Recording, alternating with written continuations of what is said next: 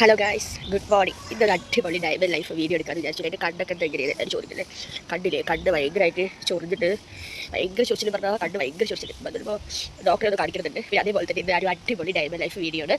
ഇത് ഞാൻ കുറേ ദിവസം ഞാൻ ഒരാളെ ഭയങ്കരമായിട്ട് മിസ് ചെയ്യുന്നുണ്ട്, വളരെ അധികം മിസ് ചെയ്യുന്നുണ്ട്. ഒരുപാട് വിഷമങ്ങളുണ്ട് എനിക്ക്. ഞാൻ ഒരാളെ ഭയങ്കര അധികം മിസ് ചെയ്യുന്നുണ്ട്. അപ്പോൾ മിസ് ചെയ്യുന്ന ആളെ കാണാൻ വേണ്ടിയിട്ട് ഇത് പോകുന്നുണ്ട്. അപ്പോൾ അതിൻ്റെ ഒരു അടിപൊളി ഡൈമൻ ലൈഫ് വീഡിയോ ആണ്. അപ്പോൾ വീഡിയോയിലോട്ട് എല്ലാവർക്കും സ്വാഗതം.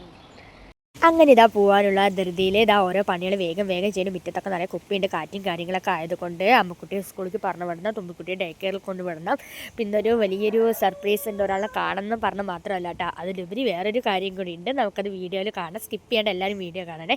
പിന്നെ നല്ലവെള്ളം കോരാൻ വേണ്ടിയിട്ട് ഒരു കുടം നല്ലവെള്ളം കോരി. പഴയ വീടാണ്, നമ്മുടെ തറവാടാണ് കേട്ടോ. അപ്പോൾ ചെറിയ പുഷ്പം കാര്യങ്ങളൊക്കെ ഉണ്ടാവും, പഴയ ഓടുപര വീടല്ലേ, പക്ഷെ നല്ല വൈബാണ് കേട്ടോ അവിടെ. അപ്പോൾ അമ്മക്കുട്ടി മാഗി മതി പറഞ്ഞ് കരഞ്ഞിട്ട് രാവിലെ കഴിക്കാൻ വേണ്ടി മാഗി വേണ്ട ചോറ് പോരേ പറഞ്ഞപ്പോൾ ആൾ പറഞ്ഞിട്ട് ഇരുന്നു. പിന്നെ ഓക്കെ മാഗിയൊക്കെ റെഡിയാക്കി ആൾ എണിച്ചു.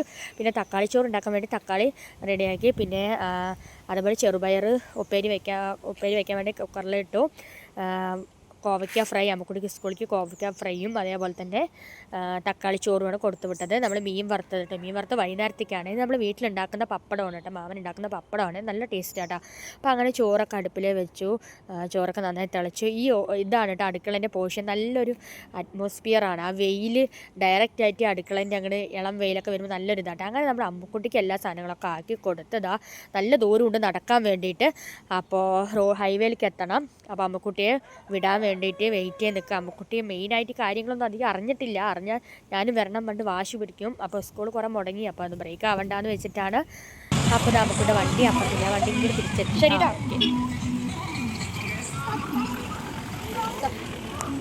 അങ്ങനെ നമ്മുടെ അമ്മക്കുട്ടി സ്കൂളിലേക്ക് പോയി. ഞാൻ എവിടേക്ക് പോകുന്ന ഡൗട്ടിൽ മനസ്സോടൊക്കെയാണ് പോയത്.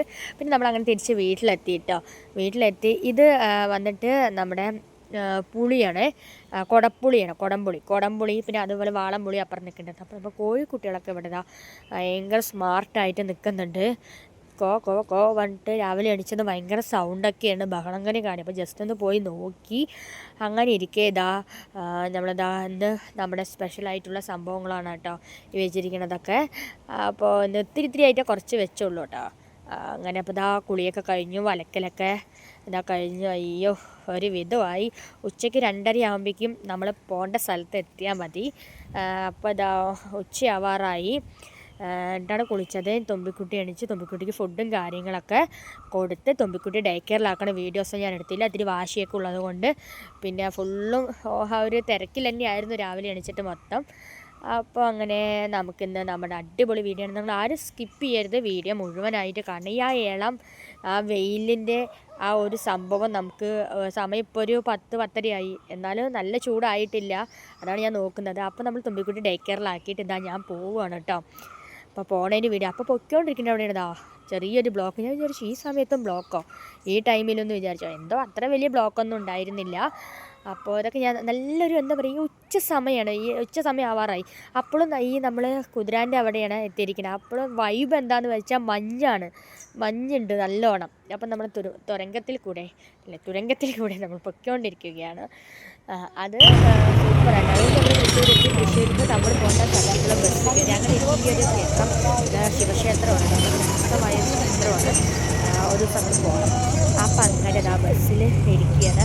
ഒരു ബസ് കയറി 1 അവർ കഴിഞ്ഞു, തൃശ്ശൂരെത്തി. ആ തൃശ്ശൂർ നെക്സ്റ്റ് ബസ്സിൽ കയറിയിട്ടാണ് അതായത് വീഡിയോ എടുത്തതാണ്. നമ്മൾ എത്തേണ്ട സ്ഥലം എത്തി. എവിടെയാണെന്ന് മനസ്സിലായോ? ഓക്കെ, ഞാൻ എപ്പോഴും പോകണം, എൻ്റെ വീട്ടിൽ പോണ പോലെ ഞാൻ ഇടയ്ക്കിടയ്ക്ക് പോകണം ഭഗവാന്റെ അടുത്തേക്ക്. അങ്ങനെ ഗുരുവായൂർ നമ്മൾ എത്തിയിട്ടോ.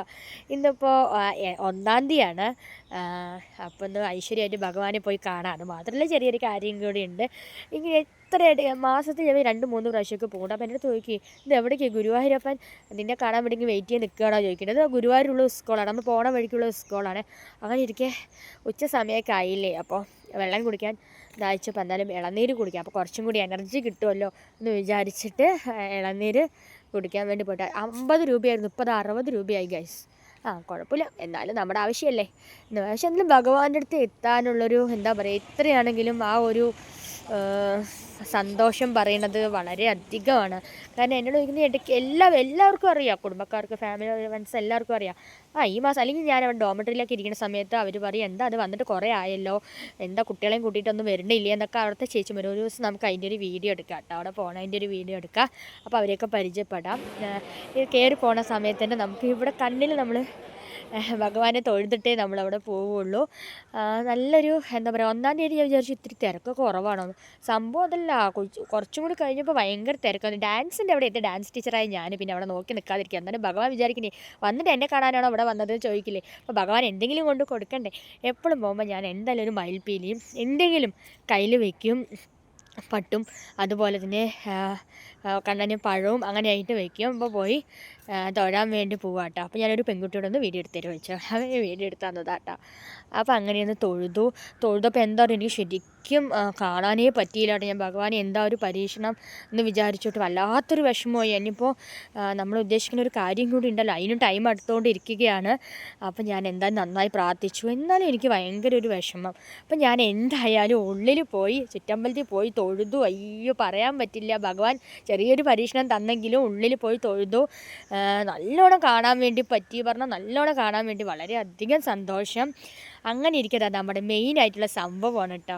ഇനി നമ്മളിത് കാണാൻ പോകുന്നത് എന്താണെന്നറിയോ, എൻ്റെ ഓൺലൈൻ ക്ലാസ് സ്റ്റുഡൻസിൻ്റെ അരങ്ങേറ്റമാണ്. അരങ്ങേറ്റം മീൻസ് പ്രോഗ്രാമാണ്, വേറൊരു ടീച്ചറാണ് മെയിനായിട്ട് അത് കണ്ടൻറ്റ് ചെയ്തിരിക്കുന്നത്. അപ്പോൾ ഞാൻ ജസ്റ്റ് ഒരു ഇൻക്ലൂഡ് ആയിരിക്കുന്ന വ്യക്തി മാത്രമാണ് ഞാൻ 2-3 മാസത്തേക്ക്. എന്നാൽ അവരെന്നെ വിളിച്ചു, സന്തോഷം, മേക്കപ്പും കാര്യങ്ങളൊക്കെ അവർ തന്നെയാണ്.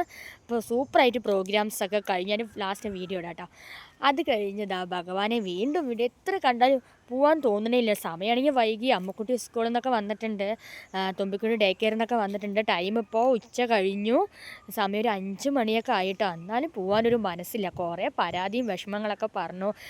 സത്യം പറഞ്ഞാൽ കുറച്ച് ദിവസം മുന്നേ കുറച്ച് പ്രശ്നങ്ങളൊക്കെ ഉണ്ടായിട്ടുണ്ടായിരുന്നു. അപ്പോൾ ഭഗവാനോട് നന്നായിട്ട് പറഞ്ഞു, കാരണം എനിക്ക് ഭഗവാനേ ഉള്ളൂ, കാരണം എൻ്റെ ജീവൻ തിരിച്ചു തന്നൊരു വ്യക്തിയാണ് ഭഗവാൻ. അപ്പോൾ ആ ഭഗവാനോട് ഞാൻ പറഞ്ഞു, എന്നാലും വീട്ടിൽ നിന്ന് നമുക്ക് പോണ പോലെയാണ്. എനിക്ക് ഭയങ്കരമായിട്ട് വിഷമം പറഞ്ഞാൽ ഞാൻ കരഞ്ഞു. ഒരു വിധം അനുഭവം കണ്ടാൽ അറിയാം കേട്ടോ. വല്ലാത്തൊരു വിഷമമായി, എനിക്ക് എന്തോ സങ്കടമായി, എനിക്ക് പോകാനേ തോന്നിയില്ല.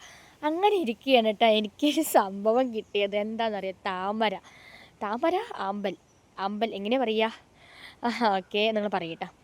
അപ്പോൾ ഈ ഒരു സംഭവം അവിടെ ഇരിക്കുന്നുണ്ടായിരുന്നു. എനിക്ക് എന്തോ അത് കണ്ടപ്പോൾ പെട്ടെന്ന് ചിരി വന്നു.